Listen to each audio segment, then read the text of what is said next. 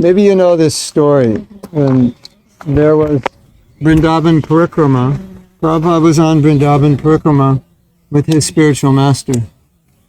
And his spiritual master was speaking, and in the middle of the class, or the darshan, whatever it was, there was an announcement that they're going on Parikrama for darshan, I guess, the temples of Vrindavan. So they're going to the Sesha Temple in Nandagam. And most, as far as I understand, most of the devotees went. There was only like maybe 10 devotees stayed back to hear from Srila Bhaktisiddhanta.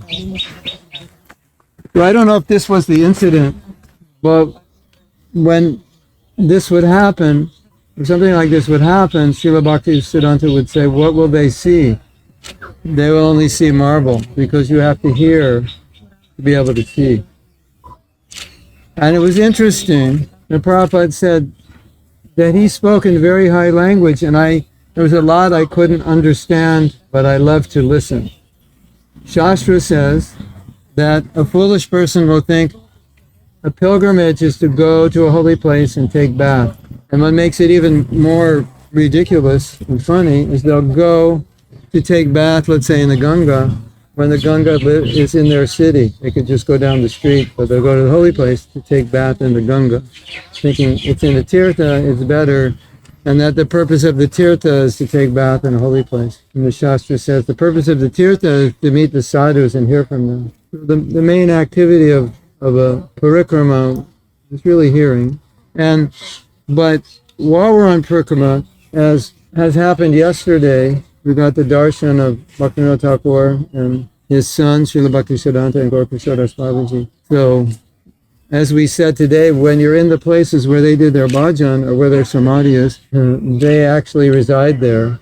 So you can avail yourself of all advantages as if they were there. So that's what we want to do when we're on parikrama.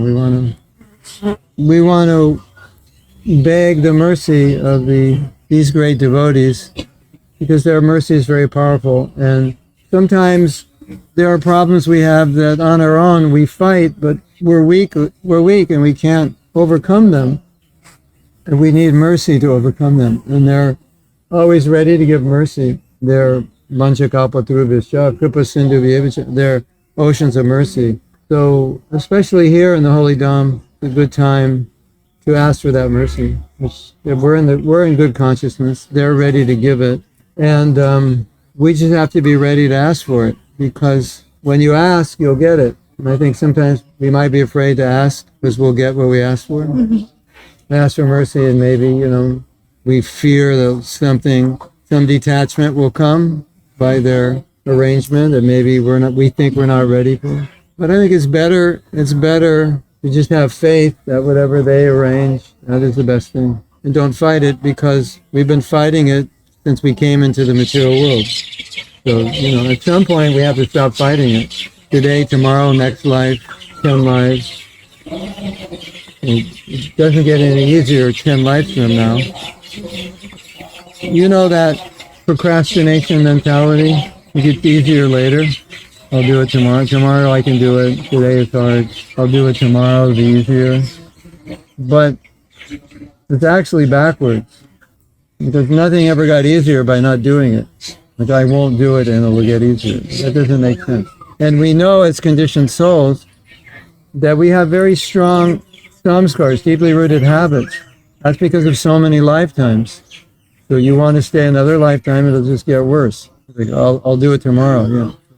Today it'll get worse if you put it off till tomorrow. If you put it off till next week, that'll be 7 more days of dealing with the problem that you're trying to get free from, and the problem not getting better and likely getting worse. So it's a nice meditation that we have to surrender our independence, that mentality that I somehow or other can hold on to something independent and Krishna can't get it.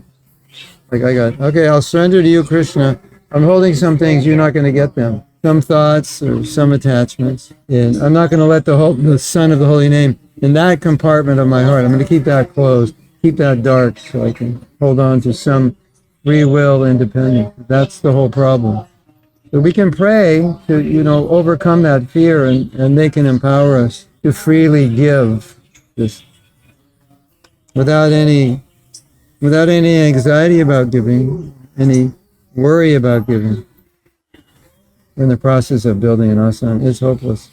I can't. As of about 4 years ago, something happened with my hip, and I can't. If I sit cross-legged, it just makes it worse. So I have to be. Anyway, it's okay. I once went to a doctor and I said, "Why do I have this problem?" He laughed. He said, "You're getting old." What's the cause? Old age. But it's all good because our conditioning makes us stubborn, and I think that the real essential problem is we're afraid to give up our independence, and it's so foolish because we're not independent. But we think we're afraid to give up the independence that we don't have, that we think we have, and if we understand we don't have it, then there's no fear of giving it up because you realize you're not even independent in the first place. And I think the paradox is we're already trying to surrender to Krishna. So why would you stop in the middle? Just, hold back. You're already going now. And as I was saying before, which I think is one of the most important arguments, is that to whatever degree we make it in Krishna let's say we don't make it in Krishna consciousness, that degree we have to make up in another lifetime. So that doesn't make sense, right? You're in school and you say, well, I'll come back in 10 years and finish my last year. Why would you do that? Just stay one more year and finish it. So,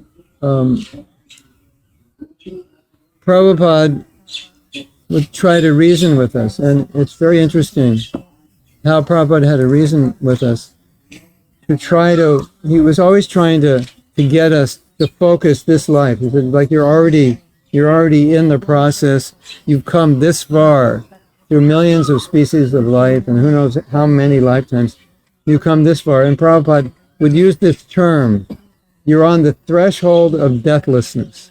In other words, you've come so far, now you have Mahaprabhu's mercy, you're right there, you're not far. It's like I've been waiting in line for prasadam, for 2 hours in the sun, and I can't do it anymore.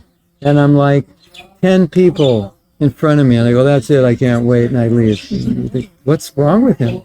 You're only 10 people away, you've been waiting 2 hours. That's our position, We've been waiting for lifetimes. We're 10 people away from going back to God. This is too hard, takes too long, I can't do it. So Prabhupada was trying to make sense of that, because it was very difficult for us to sometimes put that in perspective. And he was always trying to put that in perspective. So I have a thought I wanted to share that maybe can help us, push us a little bit. Have you ever been in a situation where you kind of procrastinated doing something, and it gets down to the last day, and you can't procrastinate anymore, and that last day is you have to, don't talk to your friends, turn your phone off. It's that last day, you just have to focus. You ever been in that situation? Usually the day before you go on a trip, like that, isn't it? But often we procrastinate on some project or something, and then there's a deadline. And that last day, 2 or 3, or last week before the deadline, it's a very focused time. And that's basically our thought is, I have to get this done by this deadline. Or if you're working on a dissertation, and you can do the dissertation at your own time and speed, but your advisor at some point is going to say, you should get it done. And he might say, you have to get it done by this date, and then you're just crazy studying all the time. You're very focused. I think we should see Krishna consciousness that way. Prema. Prema is the goal. The deadline is whenever we're going to leave. And we should be thinking, okay, prema is the goal. How far am I from prema? And how long do I have to live? So this is my space. So what am I going to put in that space? How many movies am I going to put in that space? How many wasting time activities am I going to put in that space?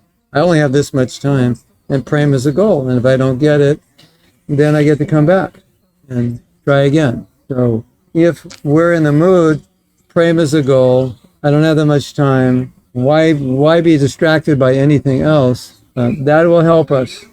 That will help us tremendously in our spiritual life. Because all this other stuff that comes to bewilder us, ultimately, it can only affect us to the degree that that meditation, that prema is the goal, I don't have much time, is not strong. That's why when you're down to that last day before you have to leave, what do? That you only do what you have to do to leave, right? Isn't it? Oh, I forgot to buy this. The weather's going to be cold. I don't have warm socks. You have your list. That's all you do, right? Isn't it? So I think if we have that mentality regarding prema, then obstacles, they won't have a place because they're getting in the way. When your goal is not fixed like that, then an obstacle comes and goes, well, that looks good, let's check that out. Right? Because you have time. Oh, we have time to kill. We've got time to kill, So plenty of time to kill. Of course, we say time is killing us, we're not killing time. But I think you can understand the idea. So that's what Prabhupada was trying to communicate to us. So if you ever hear Prabhupada say something, you think, oh, Krishna, that was so heavy. Why did he say that? Because he's coming from this context. It seems like heavy. Cut that attachment. It's just like, no, because it's the last day. You're going to leave today. But I want to go shopping today. No, pack your bags. It's just, that's all we have time for. So that was Prabhupada's mood. And that will help you understand why sometimes he was really, really strict and really, really heavy. Like, if he's not strict with his disciples, then something will come in to distract them because they're not focused on prema's the goal and I just have this much time, and they'll get distracted. That's one thought. Another thought, that thought is foundational. If we have that thought and we live that, it's going to be easier to overcome obstacles because you don't have time for them, right? They're just getting in the way. There's this beautiful saying, it's so perfect for this discussion. Obstacles are those things you see when you lose sight of the goal. Obstacles are those things you see when you lose sight of the goal. So let's try to think of a time when you had a goal that was you were really inspired to achieve. It was like, I can see it. I want to do this. There's nothing more inspiring than this. This is my main goal, right? You ever had one of those? If you don't, you should. But I'm sure at points in our life we had it, even if it was just, I want to learn how to play guitar more than anything in the world, Anything that you were fixed on, extremely important to you. Now, if you can think of that goal and think of how you pursued it, you'll probably realize that you didn't notice the obstacles because you were just, if there was an obstacle, you're just getting rid of it. You didn't like, oh my God, there's an obstacle there. That obstacle is so strong. That obstacle is so difficult. You never focused on it, right? When you have weak goal, obstacle comes, you focus on it. Oh, that's a big obstacle. How am I going to deal with it? Call your mother. Mother, I have this obstacle. We have to talk about it. But when you're very fixed on something that's important, you don't have time for the obstacle. It's just like, get it out of the way. Isn't it? You have that experience? You don't even notice you have an obstacle. It's not even like it doesn't register. It's just, there's a spontaneous reaction. Move it out of the way because I'm going this way. If we have that attitude towards becoming Krishna conscious, when the obstacle comes, it's like nothing to do with it. It has no relevance. It has no place within my life. Or you won't even notice it. Like you may actually have it and you don't notice it. It doesn't bother you. Does that make sense? Yeah. So that's foundational. That makes everything easier. And the other meditation I've been having as we're going here, and we've been talking a little bit about this, is that when we pray for something, we're actually asking a person for it. Like we pray to Prabhupada, we pray to, they're people, they're listening. So then you have to convince them that you want it. And I think sometimes we pray like kind of, I'm supposed to pray for this, but I don't want it really. I'm supposed to, that I'm supposed to want, but I don't. So I'm praying what I'm supposed to pray, but I'm not really, because I don't really want it, or I'm not sure I want it, or I'm praying for it, but I'm thinking about while I'm praying whether I actually want it. So obviously that kind of prayer is not very powerful, right? So we sometimes use the word beg. So my meditation lately has been begging. Like our business is just to beg. That's how, like we are so far from prema that there's absolutely no way we're going to get it even 108 rounds a day unless we get mercy, and we need to beg for that mercy. Beg for intelligence, beg for inspiration. So not just pray, but begging, and begging means I have to have it. Like your kid in the market that has to have that candy bar. They have to have it, or they're going to make your life miserable. Right? They might make your life miserable even if you give it to them, but they'll definitely make it miserable if you don't. So that analogy of the child crying, begging, is a good analogy. They have to have it. So when we approach these acharyas with that mood, like Lord Brahma told Krishna, he said, when Lord Brahma was 50 years old, about 165 trillion years he'd lived our time, he said, Krishna, I'm completely frustrated with material life, I'm burned out, miserable. So that's kind of the mood, like, okay, I'm done with this. You know, the thing is, if you became a devotee, you're done with it. It's just how done do you want to be with it now? But you're actually done with it. If you're done with it, might as well be done with it. Like, I'm not supposed to eat sugar, right? So I give out the sweets, but there's all the sugar on my hand. I take a little, it's like, no sugar. Well, there's a little, it's just the leftover from the burfi I gave out yesterday. Something like that. Just a little Maya. There's a funny story. Maybe some of you know. It's the nice Maya story. There's some Maya is nice and some Maya is not. So I guess they were on Air India. In the old days, Air India, kind of, the airplane looked like a temple inside. It had all these, I don't know, have you ever been on an Air India flight when they had all these like Indian women with saris? And when the airplane would land and take off, they wouldn't play the Beatles or the Rolling Stones. They'd play like Ravi Shankar, Indian music. So one devotee heard the music, he said, oh, Prabhupada, that's, very nice, spiritual. And Prabhupada said, it's not spiritual. And so Prabhupada's point was, it's just music that someone's playing to show off, but it's not rock and roll, so, it's Indian, so the devotee thought, well, it's Indian, so it's good. So the devotee said, but Prabhupada is nice. Prabhupada said it's Maya. Was anything not in relation to Krishna is Maya. Prabhupada said it's Maya. And the devotee said, but it's nice. And Prabhupada said, yes, it's nice Maya.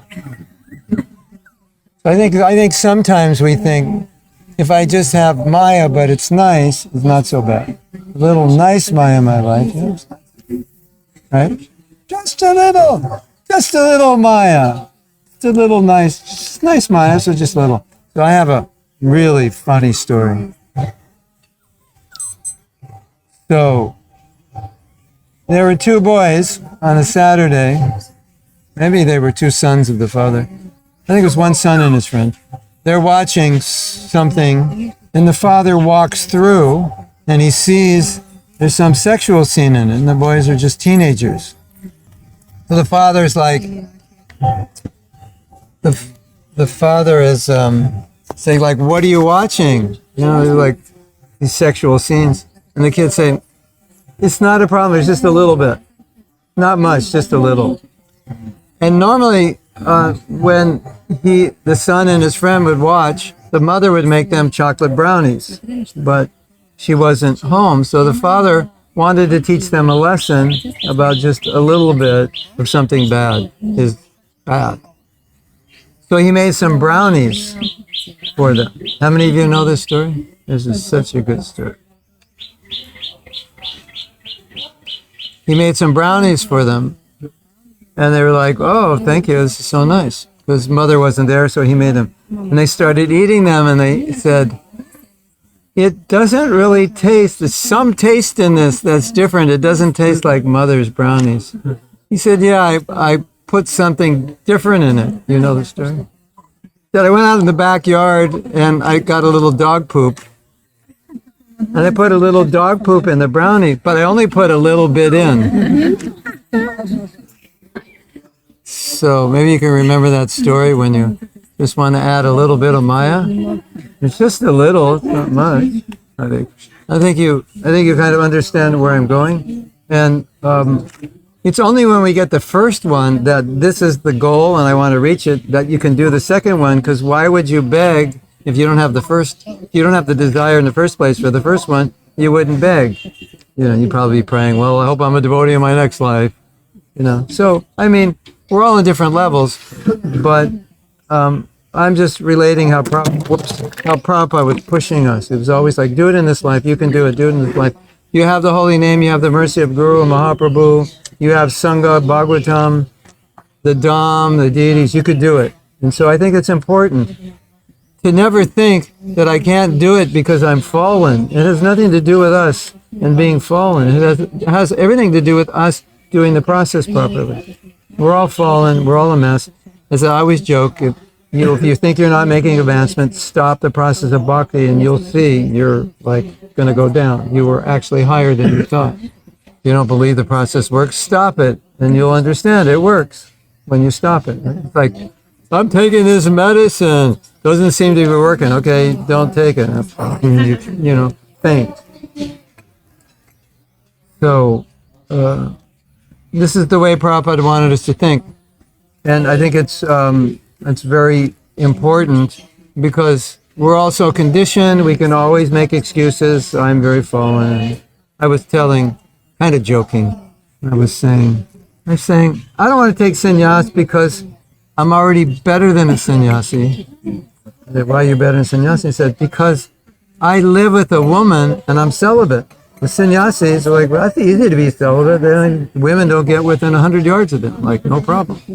But I live with a woman.